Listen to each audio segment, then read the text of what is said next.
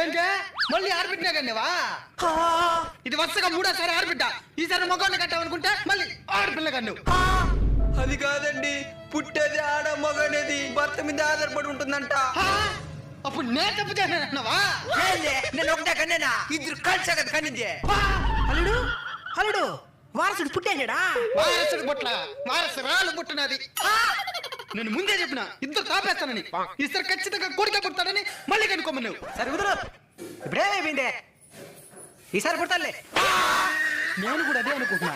కొడుకు పుట్టేదాకా నీ అవ్వ తగ్గేదిలా. ఏమండి, ఈ ముగ్గురు పెంచేదానికి మన స్వామికి సరిపోదు. నాకు కూడా ఆరోగ్యం బాగలేదండి. అల్లుడు ఆ బ్లడ్ తెచ్చది నువ్వు కానీ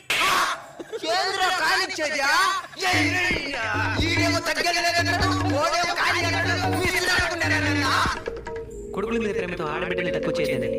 ఎక్కువ సంతానానికి మీరు ఇబ్బంది పడద్దనని దేశాన్ని ఇబ్బంది పెట్టద్దండి.